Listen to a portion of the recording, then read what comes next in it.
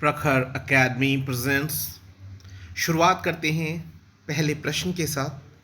भारत के वैज्ञानिकों ने जुरासिक युग की हाइबोडॉन शार्क की नई प्रजाति किस स्थान से खोजी है? तो कहाँ से खोजी गई है? जैसलमेर से। तो हम बात करते हैं कि मिनिस्ट्री ऑफ माइंस की तरफ से पीआईबी के सोर्स से हम लोगों ने लिया है। Discovery of new species of the hybodont shark from the Jurassics of the Jaisalmer, Rajasthan, posted by the PIB Delhi.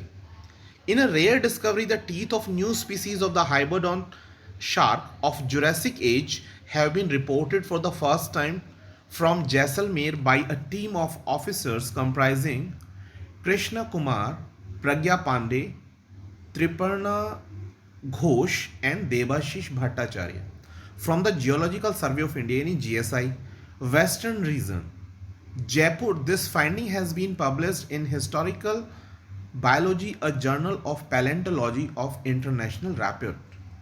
In its August 2021 fourth issue, Professor Dr. Sunil Bajpayee, head of the Department of Earth and Sciences, Indian Institute of Technology, मतलब दोनों की combination से, रुड़की से, who is a co-author of publication, played a significant role in the identification and the documentation of this important discovery. You getting my point? तो ये है कहानी किसकी? हाइबोडॉन शार्क। तो ये पहली बार ऐसा हुआ है कि हमें ये मिला है। और आपको पता ही होगा कि जो टेथिस सागर की हम बात करते हैं तो उस सागर का ही कुछ पार्ट हम मान लेते हैं कि ये जो आपका रेगिस्तान है, जो हमारा थार है, तो वो एक तरह से ओशन बेड ही था। तो उसी का कुछ पार्ट आप देख सकते हैं कि ये जुरासिक रॉक से हमें मिला है। 160 एंड 168 मिलियन ईयर्स ओल्ड है, of the Jaisalmer region of Rajasthan. Hybodons, an extinct group of shark, was a dominant group of fishes in both marine and fluvial environments during the Triassic and early Jurassic time. However, the Hybodon shark started to decline in marine environment from the Middle Jurassic onwards until they formed a relatively minor component of the open marine shark assemblies. Hybodon finally became extinct at the end of the Cretaceous time 65 million years ago. तो ये इसके बारे में important बातें हो गई। अब हम बात करें इस न्यू स्पीसीज की, तो इसको नाम क्या दिया रिसर्चर्स ने? इसको नाम दिया है Strophodus jaisalmerensis. The genus Strophodus has been identified for the first time from the Indian subcontinent and is only the third such record from Asia, the other two being from Japan and Thailand. The new species has recently been included in the sharkreferences.com, an international platform operating in association with International Union of the Conservation of Nature, abbreviated form है IUCN, Species Survival Commission यानी SSC, and Germany. This discovery marks an important milestone in the study of the Jurassic vertebrates fossils in the Jaisalmer region of Rajasthan, and it opens a new window for further research in domain of the vertebrate fossils. तो काफ़ी अच्छी देखिए इसके बारे में news है, बहुत detailed है, बट मैं इतना ही बताना चाहूँगा इसके बारे में। आगे बढ़ते हैं। अब्देल अजीज ब्यूटफ्लिका, जिनका हाल ही में निधन हो गया है, वो किस देश के पूर्व राष्ट्रपति थे? तो वो कहाँ से थे? अल्जीरिया से। एक पहल ड्राइव किस मंत्रालय के द्वारा लॉन्च की गई है? तो मैं बता दूं, ये कानून और न्याय मंत्रालय के द्वारा, यानी जैसे हमने कहते हैं ना घर घर किसी चीज़ की सेवा देना, तो जैसे बाकी सब चीज़ें हो रही हैं, तो उसी तरह से घर तक आपको न्याय मिल सके, उसके लिए ये कानून और न्याय मंत्रालय के द्वारा एक पहल ड्राइव शुरू किया गया है। कानून और न्याय मंत्रालय ने 17 सितंबर 2021 को घर घर तक न्याय दिलाने के लिए एक पहल ड्राइव नामक एक अखिल भारतीय विशेष अभियान शुरू किया है। मेन बात क्या है? टेली लॉ के तहत बड़े पैमाने पर पंजीकरण को प्रोत्साहित करने के उद्देश्य से न्याय विभाग और नालसा ने इसे शुरू किया। यह अभियान भारत में नागरिकों के लिए न्याय की पहुंच की जो उनकी उम्मीद होती है उसे पूरा करने के लिए कारगर है। प्रस्तावना में न्याय भारत के संविधान की प्रस्तावना में न्याय को भारतीय नागरिकों के लिए प्रथम सुपुर्दगी के रूप में मान्यता दी गई, आपको पता ही होगा। तो न्याय विभाग ने इसे 17 सितंबर से लेकर 2 अक्टूबर तक चलने वाले इस अभियान के लिए शुरुआत की और इस अभियान के लॉन्च पर 5,480 जो बेनिफिशरीज हैं उन्होंने पंजीयन लॉगिन किया। इस लॉगिन ड्राइव ने लाभार्थियों के दैनिक औसत पंजीकरण की तुलना में कितना अधिक पंजीकरण हुआ है? 138%, जो बहुत बड़ी बात है। ठीक है, आई थिंक इतना काफ़ी है इसके लिए। इसमें 34 राज्य और केंद्र शासित प्रदेशों में 633 जिलों के अंदर 50,000 ग्राम पंचायतों में 51,434 जो आपके सामान्य सेवा केंद्र होते हैं उनको ये कवर करे। बहुत बड़ा नेटवर्क है ये। ठीक है, अगला प्रश्न आता है GII यानी कि ग्लोबल इनोवेशन इंडेक्स में कौन सा देश शीर्ष पर रहा है? तो मैं आपको बता दूं, इसमें जो शीर्ष पर देश रहा है वो है स्विट्जरलैंड, और सेकंड नंबर पर स्वीडन है, थर्ड पर USA। लेकिन हमारी उम्मीद होती है भारत से, तो भारत इस सूची में जिसमें 132 देश शामिल किए गए थे, भारत का स्थान 46 है। लास्ट ईयर की बात करें तो भारत 48वें स्थान पर है, यानी हमने अपने रैंक में सुधार किया है। अगला प्रश्न आता है तियानझो 3 कार्गो अंतरिक्ष यान किस देश ने लॉन्च किया है? तो ये किसके द्वारा किया गया है? चाइना के द्वारा। पहले मैं बता चुका हूं आपको कि चाइना अपना एक स्पेस स्टेशन बना रहा है, इंटरनेशनल स्पेस स्टेशन। तो उस स्टेशन पे जो चीज़ें रिक्वायर्ड हैं सामान को भेजने के लिए, उन्होंने ये तियानझो 3 कार्गो मिशन भेजा है। ठीक है, अगला प्रश्न आता है किस कंपनी ने गूगल क्लाउड के साथ को इनोवेशन स्पेस लॉन्च किया है? तो ये कौन सी कंपनी है? जानी मानी कंपनी विप्रो। ठीक है, अगला प्रश्न है कैटली फिश किस राज्य की मछली घोषित की गई है? तो मैं आपको बता दूं, ये आपका कूपर मशीकीर कहें या आपका कैटली कहें जो उसका स्थानीय नाम है, तो ये मछली किसने अपनी राज्य मछली घोषित की है? तो ये सिक्किम है। आपको पता ही होगा जो आपका वेस्ट बंगाल है, वेस्ट बंगाल का जो टॉप है, उस टॉप पे जो पिन पॉइंट है, तो उस पिन पॉइंट को हम लोग क्या कहते हैं? सिक्किम कहते हैं। ठीक है, नक्शे में आपने देखा होगा, तो वहां पर इसको किया गया है। लंदन में आयोजित होने वाले पहले अर्थशॉट पुरस्कार 2021 के लिए जो 15 फाइनलिस्ट थे, उनमें 2 भारतीयों ने जगह बनाई। उनके नाम क्या है? तो वो है विनिशा और विद्युत। वर्ल्ड बैम्बू डे कब मनाया गया? तो ये 18 सितंबर को। आप सोच रहे होंगे इतने पुराने क्वेश्चंस क्यों आ रहे हैं? अरे इसी वीक के क्वेश्चंस हैं भाई। स्वास्थ्य ठीक ना होने के कारण मैं डेली नहीं डाल पा रहा हूँ, जल्दी ही नॉर्मल होता हूँ तो मैं डेली आपको ये सर्विस प्रोवाइड कर पाऊंगा। चलिए शुरू करते हैं। 18 सितंबर को ये बैम्बू डे मनाया गया, और 18 सितंबर को ही कुछ और दिन मनाए जाते हैं जिनको आपको याद रखना है। अंतर्राष्ट्रीय समान वेतन दिवस, इंटरनेशनल रेड पांडा डे, विश्व जल निगरानी दिवस और अंतर्राष्ट्रीय तटीय सफाई दिवस भी मनाए जाते हैं। अगला प्रश्न है रामकृष्ण बजाज पुरस्कार से किसे सम्मानित किया गया? तो ये हैं गौतम अडानी, जो एक बड़े बिजनेसमैन हैं, आप जानते होंगे। शंघाई सहयोग संगठन का 9th मेंबर बन गया है। अभी तक 8 मेंबर थे और 9वां ये मेंबर जो है काफ़ी समय से प्रयास चल रहा था और अब ये बन गए हैं। ईरान है ये। कौन सा देश है? Iran. Artificial intelligence based road सड़क सुरक्षा प्रोजेक्ट जिसका नाम आई रास्ते है, IRASTE। ठीक है, तो ये किसने लॉन्च किया? तो इसे लॉन्च करने वाले हैं केंद्रीय मंत्री जो आपके सड़क से हैं, नितिन गडकरी। अगला प्रश्न है फिनो पेमेंट बैंक के ब्रांड एम्बेसडर बने हैं पंकज त्रिपाठी। कुछ इंफॉर्मेटिव क्वेश्चंस हैं, जल्दी लेते हैं उनको। कैबिनेट ने दूरसंचार क्षेत्र में कितने फीसदी FDI यानी फॉरेन डायरेक्ट इन्वेस्टमेंट को मंजूरी दे दी है? तो ये 100%। आप मुझे कमेंट सेक्शन में बताएं कि, चलिए छोड़िए आगे बढ़ते हैं। 70th चेस ग्रांड मास्टर कौन बने हैं? तो ये बने हैं R राजा ऋत्विक। अगला प्रश्न है विश्व का सबसे लंबा हाईवे जिसे हम दिल्ली मुंबई एक्सप्रेसवे के नाम से जानेंगे, ये कब से प्रारंभ हो रहा है और इसकी लंबाई कितनी है? तो ये शुरू हो जाएगा शायद मार्च 2023, टेंटेटिव डेट है।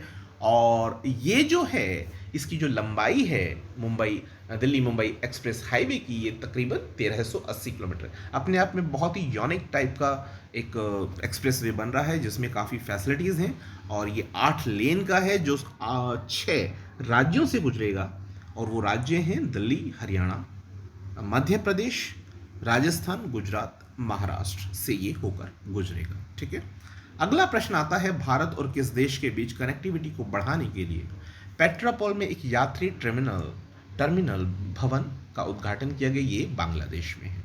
स्कूली छात्रों के लिए एक स्पेस चैलेंज लॉन्च किया गया। तो किसने किया है लॉन्च? तो सीबीएसई ने किया है। किसकी मदद से? बट ओबियस है, स्पेस चैलेंज है इसरो की मदद से। यूएस आधारित कोडिंग प्लेटफॉर्म जिसका नाम है TYNKER, इसका अधिग्रहण किसने किया?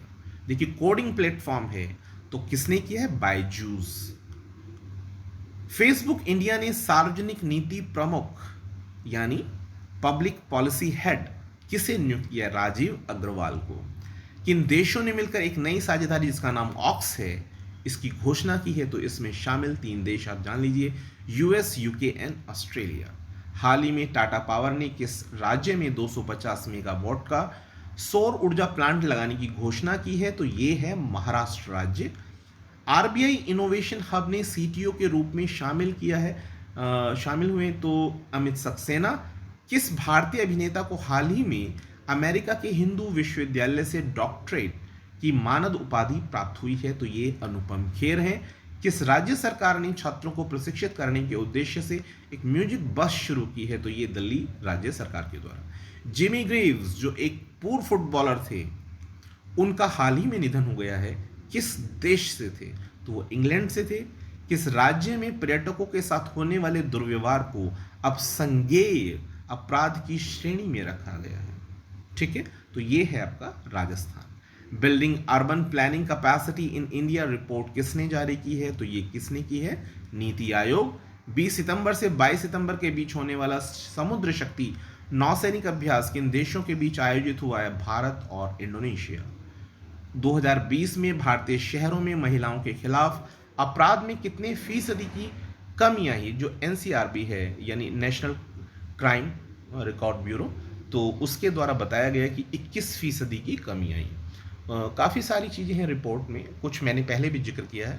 और अगला प्रश्न आते हैं, किस राज्य सरकार ने धार्मिक स्थानों से संबंधित जमीन के अतिक्रमण को संज्ञेय अपराध माना है या घोषित कर दिया है? तो ये तमिलनाडु राज्य सरकार के द्वारा।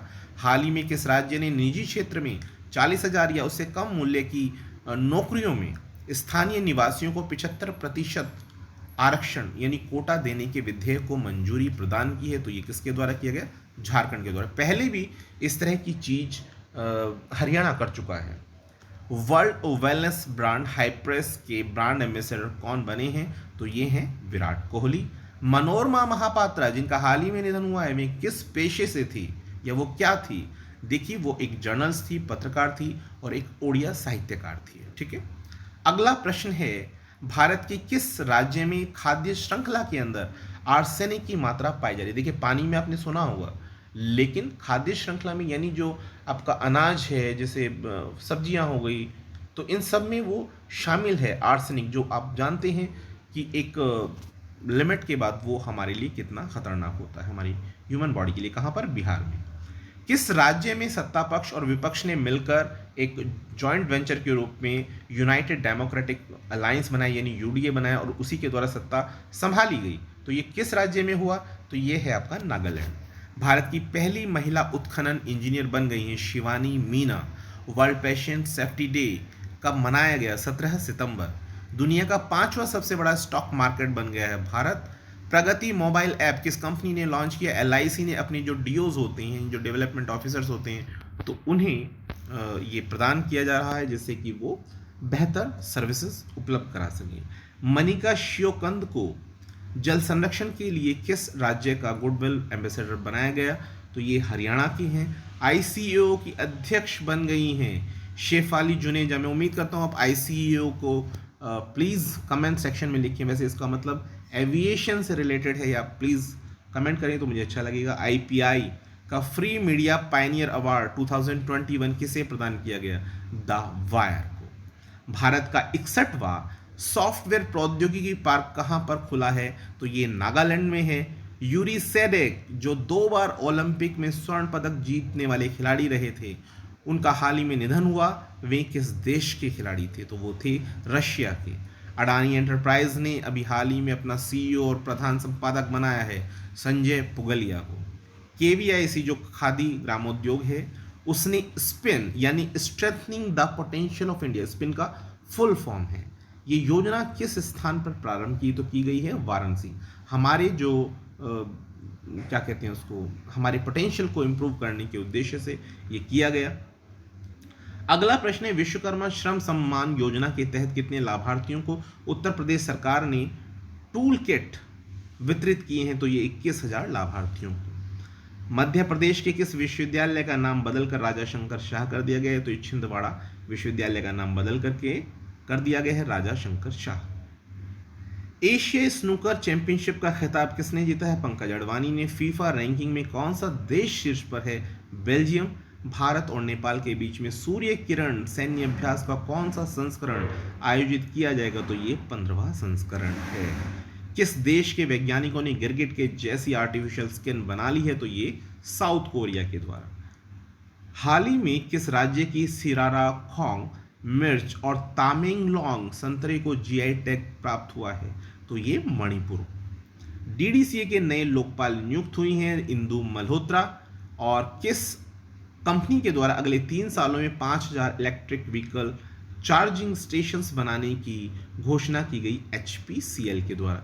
ईज ऑफ डूइंग बिजनेस एक बेहतरीन रिपोर्ट थी जिसे बंद करने का फैसला लिया गया। आपको बताना यह है कि ये रिपोर्ट कौन सी संस्था के द्वारा जारी की जाती थी तो उसका उत्तर हो जाता है world bank. Elder line 14567 helpline की शुरुआत किस राज्य के द्वारा की गई तो जम्मू कश्मीर राज्य ने वरिष्ठ नागरिकों की सेवा के लिए हेल्पलाइन के लिए 14567 की शुरुआत की है। बिटकॉइन के संस्थापक जिनका नाम सातोशी नाकामोटा है की प्रतिमा का अनावरण कहां पर किया गया तो ये बुडापेस्ट जो कहां है? हंगरी में। संयुक्त राष्ट्र ने किसे सतत विकास लक्ष्यों का एडवोकेट नियुक्त किया है तो ये किया गया है कैलाश सत्यार्थी जी को, सभी परिचित होंगे इनसे। खाद्य सुरक्षा सूचकांक में कौन सा देश शीर्ष पर रहा है तो ये गुजरात है बड़े राज्यों में। छोटे राज्य में कौन रहा तो प्लीज कमेंट सेक्शन में लिखिए। ठीक है, thanks lot for watching this video, have a good night.